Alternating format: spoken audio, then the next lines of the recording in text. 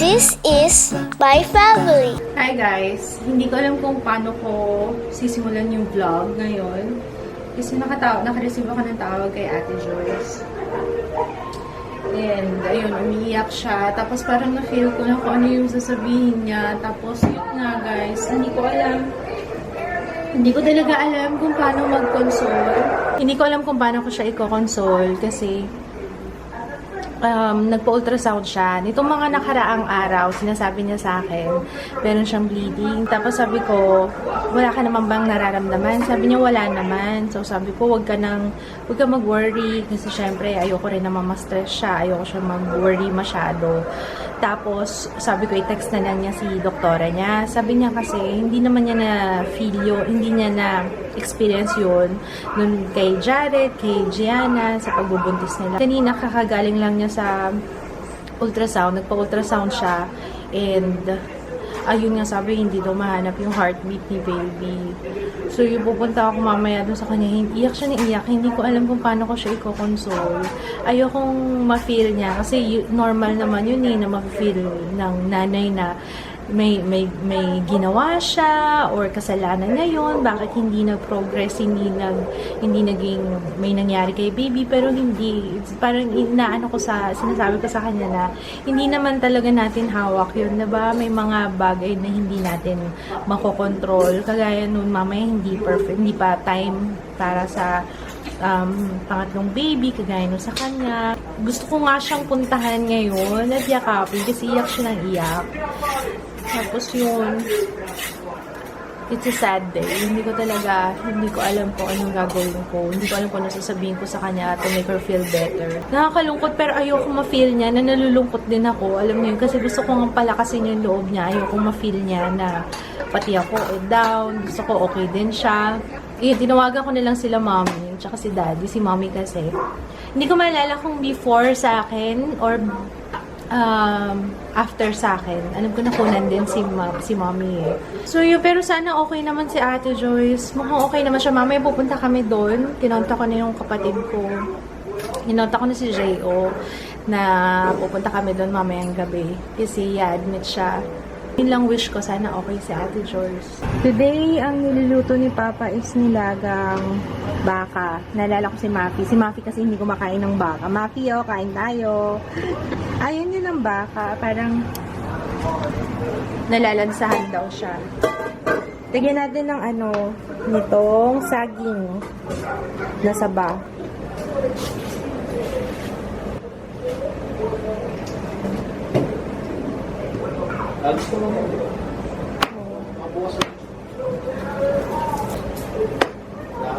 Pinaiyak ako ni Lengser Buwan, Claire Bear Gulelet, Millicent Briones, Sweet Dreams, at ni LVMT.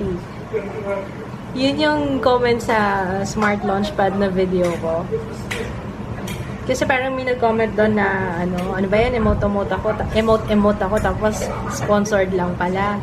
Tapos, wala lang. Basta, thank you guys.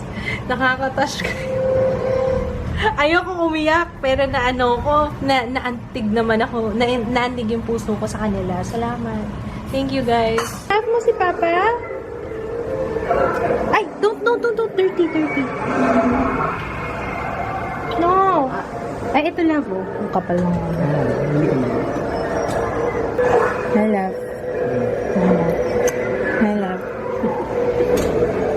Pwede na to. Patay ko na, ha.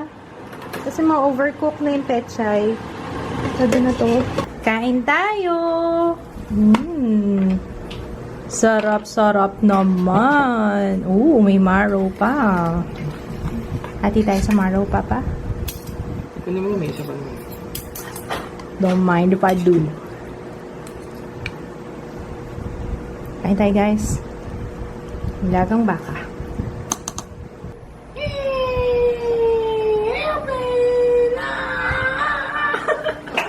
Yay! Yay! Naboboryong na siya. Gusto niya na bumaba. Mamaya na, Papa. Kakasubo lang. May lakad ka?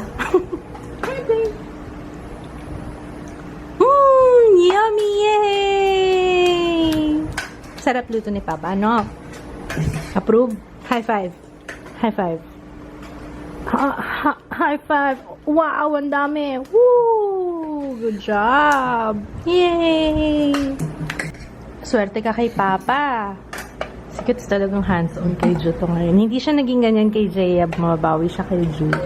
Siya pa nagre-remind sa akin. Siya nagprepare. Ay! Siya nagprepare ng food.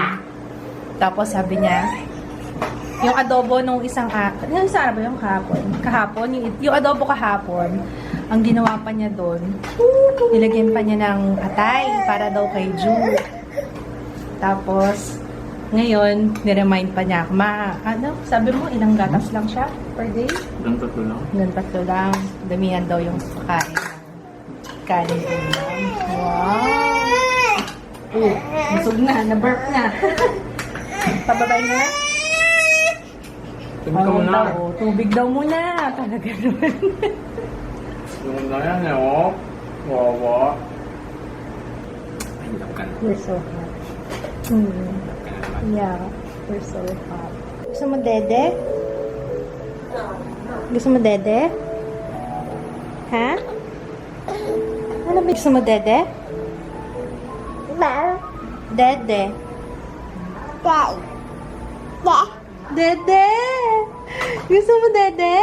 Last night, 2 beses na sinabi yun eh, dede. Magsasalita na tong baby namin. Say, dede. Dede. Nagmamama na pala siya. Lalo na kapag, pag gusto niya dumede o kaya gusto niya matulog. Ma! Ganun yun eh. Ma! Papunta namin ka na ate. Kasama ko si Diego. Hi, Jo. Hindi rin ako nag-vlog, guys, kasi hindi ko rin alam kung alam niyo yun, wala ako. Siguro nagigets na naman. So, anyway, andun yata sila ate, guys.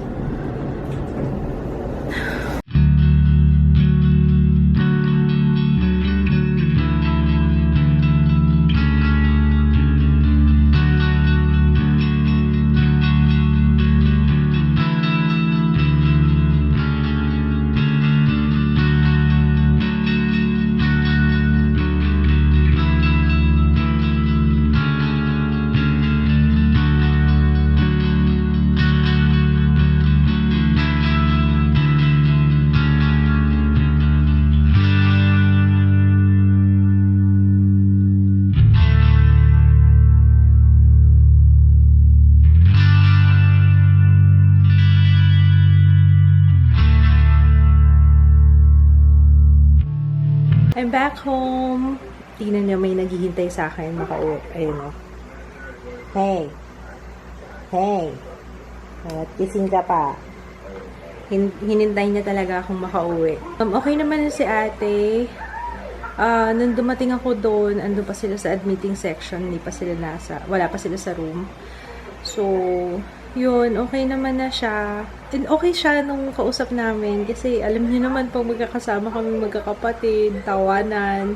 So, sana kahit papano nakalimutan niya yung problema niya, nakalimutan niya yung pinagdadaanan niya ngayon. Masaya ako kahit papano kasi nakapunta ako kay Ate Joyce. Kasi nung time na yung buntis din ako kay Ju, naalala ko noon, siya yung kausap ko nung depressed ako nung nalaman ko may cleft si Ju.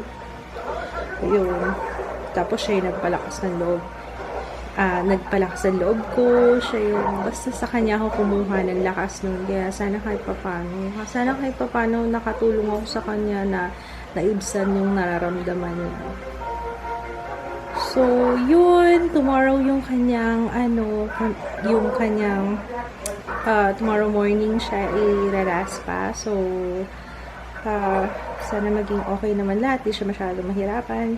Although hindi ko alam kasi talaga kung paano, kasi hindi ako nakapag-assist nun before ng RASPA ng DNC, ang tawag nila. Sana maging okay siya, physically and emotionally.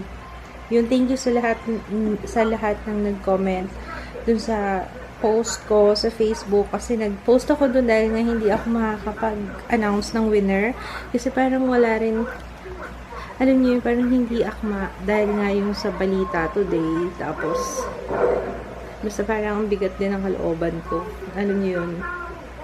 Hindi rin ako masyadong nakapag-vlog kanina kasi gusto kong makapag-usap muna kami ni ate. Parang, alam niyo yun, yung sa dibdib. Alam niyo. So yun, anyway. Thank you, Aisa. Salamat. Kasi nakausap ko siya kanina.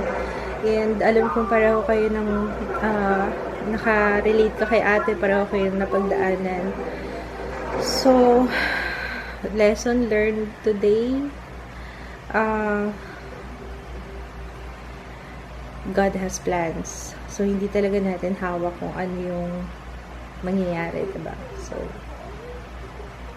pagpaubayan na lang natin sa Diyos kung ano talaga yung gusto niya. So, okay guys, ayokong mag-goodbye sa vlog ng malungkot kasi ayoko ng ganun. Pero alam ko something is in store for my ate. And alam kong it will be good. It will be good. So, in advance, gusto ko mag-thank you sa lahat ng magko-comment pa lang saying mga well wishes nyo para kay ate. And I know makakayanan niya yun. Hayaan nyo, I will be there for her. Kasi talaga ate ko, she's my best friend, you know. Okay, we're gonna sleep na guys. See you tomorrow. And medyo na ano na yung nasa dibdib namin. And thank you. Yung announcement ng winners tomorrow. For sure. Good night guys. See you tomorrow. Bye! Hi! Hi, my love! Hello, my love! Hello, my love!